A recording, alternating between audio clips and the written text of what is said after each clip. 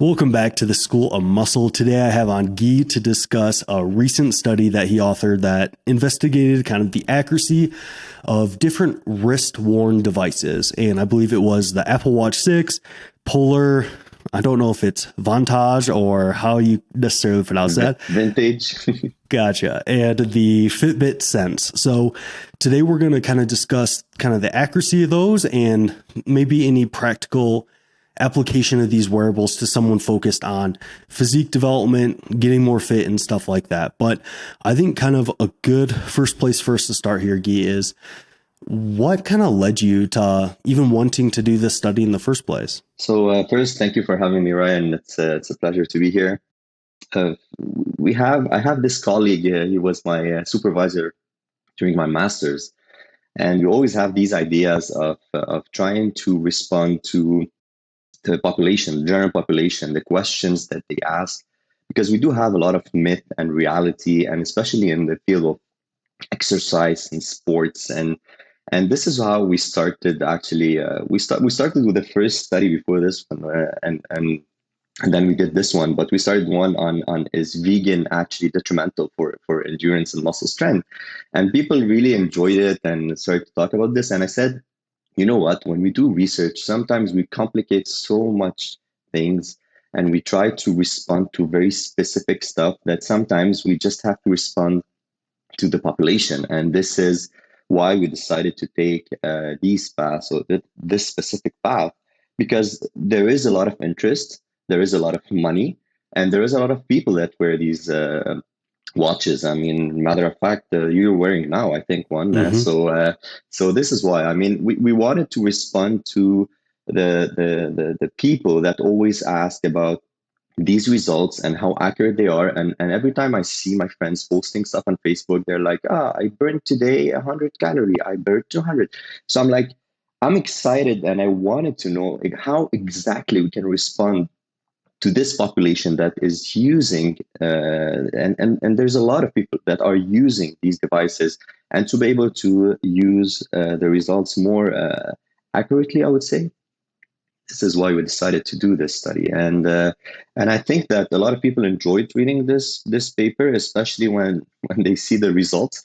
I mean, it's not something I was surprised about, and we will discuss it. But this is why. I mean, it's mainly to respond to the general population, and I think that we will continue doing this. And we're starting a new study also to validate other devices. Awesome. Yeah. And I would definitely agree. Like, I'm wearing one right now. If I go to a gym, I look around and I don't know, I would say the majority of people are even wearing something, whether it's an Apple Watch or Fitbit, something, or even lately, like the Whoop band is getting more and more popular. So, like, there's a ton of these kind of monitoring devices, and they're even starting to get in the realm of like continuous glucose monitoring and stuff like that. And I feel like monitoring is like the kind of hot topic these days. So I definitely see why you guys kind of led down this route. So I think that with that, it gives us kind of a good setup of why you wanted to do this. And now let's transition into kind of what you did to kind of test the accuracy of this, or what were kind of the methods of this study. In this kind of studies, the interesting part about it is that you cannot target all the population. So you just try to control, as any other study, you try to control the population that you're testing the watches on, and you try to respect the manufacturer way of using the watch. And this is something that it was a little bit hard, I would say, because we have to respect how the manufacturer asked us to use the watch on the arm. And then sometimes we have very specific points where if you do not respect these points, sometimes they can get back to you and say, oh, well, you didn't do it the way we want it. So we try to maximize this by respecting the brand's instructions of how to wear, or where exactly to wear the watch. And then we recruited 60 participants. We recruited men, women, or male or female. And then what we did is actually we tried to control for age, to make sure that they are all in the same range, because we know the skin sometimes it changes with age. We know that the color of the skin also might affect the results. There's some evidence showing that darker skin is not as accurate as lighter skin. So this is something we try to control Tattoos. for it. Exactly, yeah. So Mm-hmm. we try to control for these variables. And then when we got these participants to the lab, what we did is we used two approaches. First one to measure energy expenditure, and the second one is to measure the heart rate, because these are, I would say, two of the major component that people usually ask for when they use these devices. And this is why we decided, I mean, yes, there's the GPS, there's the number of steps, there's the other stuff that people usually look at, but mainly energy expenditure and heart rate are very, very used in these equipment or devices. And this is why we tried to look at these variables, and we compared actually the heart rate of the skin to a Polar H10, which is a strap that you can put around your just chest here, and then it gives you it's standard, it's validated, so we can compare the results of the wrist to the results of the Polar H10. And this is how we got these results, and we'll be able to compare the heart rate monitor, which is the Polar H10, to these three watches. The other thing that we did to measure energy expenditure, and this is very important to understand that it is very, very hard. It's, in my opinion, one of the hardest to measure that you can do in the health fields, I would say. It is very difficult, and a lot of people think that it's easy, it's not complicated. You can just put it on your wrist and measure it. Unfortunately, no. There is two other ways that are considered, I would say, very accurate to measure it, or even three, I would say. You can do it using an indirect calorimetry, which is using the exchange of the gases. And this is what we did, the CO2 and the O2. I'm not going to go into details about this. It's just to understand that it's a device. What we used is called the Metamax. So you have to put it around like the nose and the mouth, and it actually measures everything, all the O2 and the CO2, so everything that you're breathing and everything that is going out. And then this is how it can estimate the energy expenditure. But even if you use this, it's not 100% accurate. It's very important to understand. But it is better. It's considered very important to use when you do like clinical studies, or when you want to validate or look at any other energy expenditure. There's other ways to do it. You can use double label water. You have to drink a specific double label water, and then you can measure it in urine. But it requires urine measurement, and it requires a lab. So also it is very expensive to do. The third thing is using a direct calorimetry, and this is by measuring the heat. And if you want to measure the heat, it requires a chamber that is calculating everything that is going out. And I would say there's a few labs in the world that they do have this, if you want to measure it, a direct way of measuring it. But even with this technique, if you want to do like exercise in this chamber, in this room where people live for 24 hours in a room where everything is measured, when you do, let's say, biking, there's the friction of the chain, or there's other things that can create heat that are also considered in the equation. So at the end of the day, there's no 100% measure, but I would say the most accurate one are direct, are the double label water, and are really the direct measurement of the heat. What we used in our study is the indirect, using the Metamax. But even the Metamax, it's hard to get. It's an equipment that costs over $50,000. Not everyone does have access to it. Not everyone wants to buy it. So what we did is we took the mean average of each activity. So we asked them to do 7 specific activities. So let's say walking, running, uh, uh, doing resistance exercise, cycling, just sitting. So these are, we try to reproduce what's happening during the day. Let's say we ask them, usually you're sitting, then you start to walk, then you want to exercise. So these are the measurement that we use during the day. Of course, it's not as accurate as wearing a 24-hour, but you don't want to wear the Max for 24 hour. It's very long. So this is what we did. We compared actually these watches to gold standard methods of measuring energy expenditure and heart rate, to any activity that we do on a daily basis, and during exercise sessions.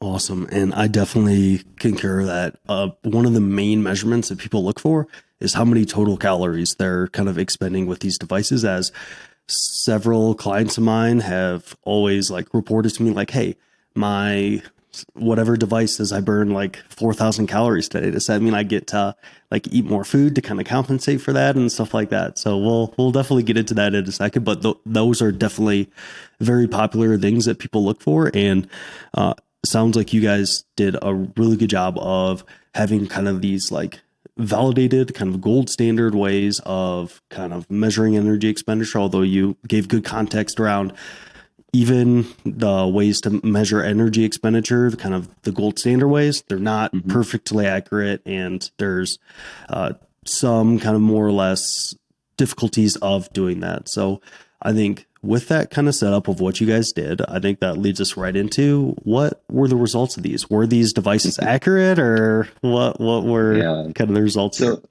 So so here we have two parts of the study. I'll start with the good part, with the fun part, and then we'll discuss the other results. So the first part was to measure heart rate, and today heart rate, it becomes more and more accurate. I would say, looking at other studies, some studies show that the devices start to get better and better if you want to measure heart rate. So what we did is we first started with the heart rate, and it was really interesting because I was expecting to see a little bit different results. I was expecting to see more percentage of differences or errors, I would say, but they were pretty much accurate, I would say. And if we look at the beat per minute overall on all the activities, the Apple Watch was like 3 beats per minute as a difference to the gold standard, which is the Polar H10. The Fitbit was a little bit higher; it was double. It was 6.4, I would say, the beat per minute, and the Polar was 4.9.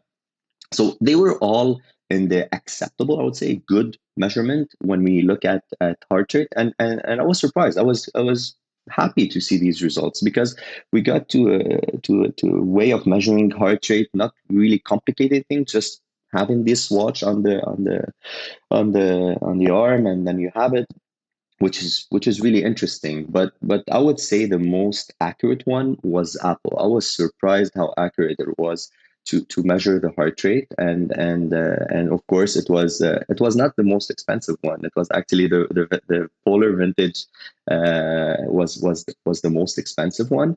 But I mean, these devices are expensive.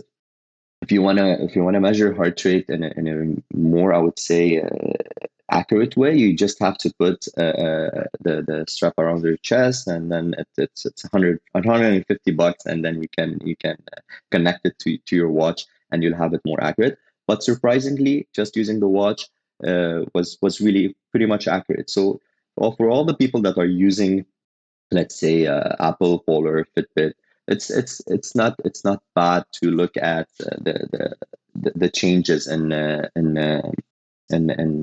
heart beat per minute, so the heart rate. The other thing I want to mention is that usually it tend to underestimate. So usually if you have, let's say, your heart rate is 150, usually on the watch is 145 and not 155. So usually it underestimates. I think that's a really good takeaway that, hey, they're not super inaccurate when it comes to measuring heart Hmm. rate, and they can be within a handful of beats. So I think people can at least get like a general trend of their heart rate where like, Hmm. hey, they start a workout, their heart rate jumps to, 160 or something. Maybe it's Hmm. not perfectly 160. Maybe it's like 150, 165, somewhere in there, but it's still giving them kind of the general trend of where that's going to kind of measure maybe their level of effort in the gym or something like that. So I think, they can have that use case. Now, transitioning into the energy expenditure portion of things, what did you guys kind of find when it came to that? So for the energy expenditure, I'm not surprised with the results that we found, but I will start just by saying that, again, to measure it, it takes very sophisticated ways of measuring it, and they are trying to use technology just by measuring, let's say, heart rate, taking into consideration the age and other small factors that could estimate energy expenditure, because a lot of factors like could affect this energy expenditure. So when you have this watch, the first thing to do before I start talking about the results is to be able to help the watch to estimate it by usually entering your age, your level of physical activity. So these small things could help the watch to have a better algorithm to be able to calculate your energy expenditure during exercise. However, even by doing this, you still have a very big percentage of error. We're talking here about around 20% of error when we talk about energy expenditure. So it's a lot. It's really high, and the problem is there is no watch that was close to the estimation. They were all around 20% of error, and they were all underestimating the results. So let's say if we give an example of the running, if we calculated, we did it on over 10 minutes, but if you multiply it for an hour, let's say for running, Apple Watch estimated less 100 calories compared to the MetaMax. Polar Watch less 63%, 63 calories. Fitbit 130 calories. So they're all underestimating, and they're all over the 20% of range of differences between the MetaMax that is considered an okay measurement and a good measurement actually in a lab compared to the skin and the heart rate measurement. Gotcha. So when it comes to energy expenditure, quite a bit of error in the measurement and seeing over 20% differences in energy output for that. And there's a lot of variability. So sometimes it's mainly underestimating, I would say, when it comes to energy, but it's not always the case. So of course, when you're sitting, it's the most accurate, I would say. It's the closest to the reality, but the more you move, the more you do stuff, it's becoming different, I would say. It's not that accurate anymore, and it's usually underestimating. But even when we compare running to cycling, I was expecting to see, let's say, okay, maybe running we're moving, so it's maybe more or less accurate. It's unfortunately it's the same. So it's not about the algorithm of accelerometer where you move and it measures. It's more about like the energy in general. I think they take, I don't know what's the algorithm, but I think they take into consideration the heart rate and other movement that you do. Gotcha. And you kind of mentioned that this didn't particularly surprise you. So, did this kind of align with maybe some other research on this topic in which these devices don't tend to be super accurate when it comes to measuring energy expenditure? Yeah, so there's a study published very close to when we publish it, and they showed similar changes, I would say, as accuracy, or similar differences, I would say, as accuracy. But the problem is how you see the results. Okay, so in their study, let's say they say 20% is acceptable. For me, it's not acceptable. So in my paper, I said it's considered poor as a level of accuracy and a level of when we compare it to the MetaMax. So they see the same differences. So we see this difference of 20%. I think I think they reported 19 to 23. So it's in the range of 20%. And it's very similar. So this is why at first I was not surprised, because of the literature that was published in the past. And the second is because I know how to measure it. We do it in the lab, the MetaMax. So I know how accurate and important it is for the calibration, the room temperature. I mean, there's a lot of aspects that could affect also the energy expenditure. Perfect. Well, I think that gives a good overview of your guys' study and the results, what you did. If we could just end with maybe a few kind of core takeaways for these wearables, like if someone's thinking about getting a wearable to try to help improve their fitness, what would you maybe kind of say to that person are maybe good use cases for those wearables and maybe not so good use cases for them? First, I would say it depends why you are wearing this. A lot of people, they wear it because it motivates them. Okay, it's not only about like I have the energy expenditure, or I have the heart rate. Most of the time, these people, they wear it to the motivation. Some studies shows that on the long term it doesn't work, but I think that first, if this is something that can give you at least an idea of how you are moving during the day. This is something that I highly recommend to use this kind of watch. The number of steps. This is something that a lot of people use it too, for the number of steps. The GPS too. This is something that especially high trained long runners, athletes, they use it. And now we're starting a new study where we're gonna send a few people that goes to the Rockies in Calgary, and they're gonna go into very high altitude. They're gonna go around buildings, and we're gonna see if the accuracy of the GPS is good. But I would say if someone wants to use these watches, it's mainly for the motivation. You can look at the heart rate. And the other thing is that you're always comparing your results to you. So it's not, you're not, so it's the good thing about it is when when you have an idea of the results, it's good because it's going to give you an idea of your own results compared to what you did today or tomorrow. But even if you try it yourself, if you go on the treadmill, you do the exact same exercise, it's not going to give you uh, the same energy expenditure, but it can give you an idea of the intensity with your heart rate. It can give you the idea of, did you improve your exercise by decreasing your heart rate doing the same intensity? So these are very useful tools in my opinion, and it is very important when you purchase or when you buy these devices.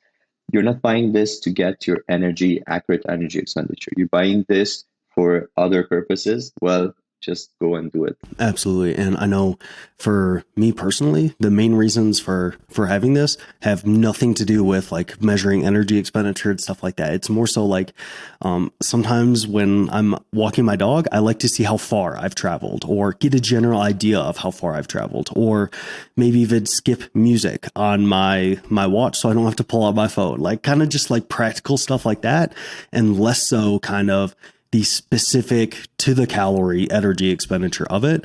And also, like you said, it can like just give you a general awareness of kind of how active you're being throughout the day, and just kind of with heart rate, it is pretty decent at monitoring that. So you can kind of measure your effort within training. And like if you do the same protocol now, but your heart rate is going down on that protocol over time, you can kind of get a measure of, hey, my fitness is probably improving because my heart's not working as hard for that. So I think there are still kind of use cases for them. And it's not to say like if you wear one, you're just getting completely like ripped off or anything like that. There's use cases for them. But as we kind of talked about, for specific energy expenditure, probably not the best idea to just like try to eat the specific amount of calories based on your wearables and different things like that.